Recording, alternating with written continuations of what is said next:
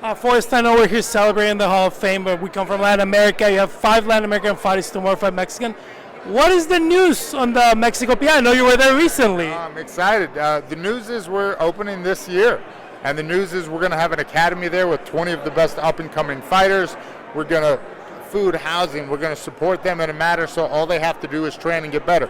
We're going to bring talent from the whole region in under a good coaching staff with great, supplemental services, strength and conditioning, sports science, nutrition, and we're going to let iron sharpen iron, and we're going to help them get better together. And then we're going to put them in local fights. I think there's 3 or 4 local Latin American, Mexican fight promotions on Fight Pass. We'll let them fight in those, and then we will bonus them on top of that. So it's a pretty good deal. So if you're looking to fight and you're good, and you're Latin American and Mexican, let me know. If you're a coach in Latin America or Mexico or Mexican American, let me know. We're excited to fill out that staff.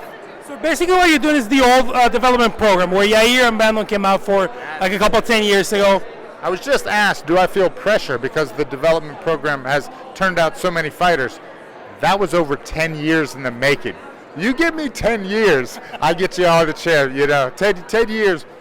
I believe that we can change the culture of the sport in 10 years in Mexico and Latin America. We can help them upskill, use more sports science, train smarter, understand how to cut weight better. Like there's some easy things that guys are doing wrong that we can help them with that'll increase their performance right off the bat. Just one last question for us. There's also like several big promotions in Latin America outside of the Fight Pass network. Is it going to be that these guys will only be able to, there's Naciones MMA, for example.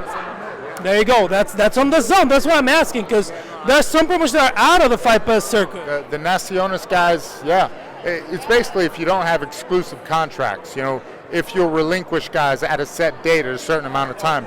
And so, look, we're not looking, and that's another good question, like, we're not like crazy. We're not like, no, give us this guy right now. We're like, hey, look, this is the season of contender. We'll want them in contender.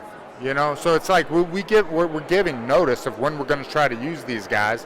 We're not, some of these guys in the academy, the lower tiers, they might have 2 years before they're ready for the UFC. So that's potentially 6 fights in another organization to help build up their experience, build up their brand, build up their name, build everything up, their skills, etc. Right?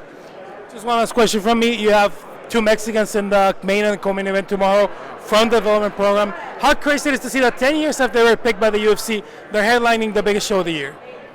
Man, that it gives me faith that our development program will be successful. And like I said, don't judge me for a couple of years. No, we'll give you 10. We'll give you 10. Don't worry. Thank you, Forrest. I'll take 4. Just give me 4. I'll give you 4.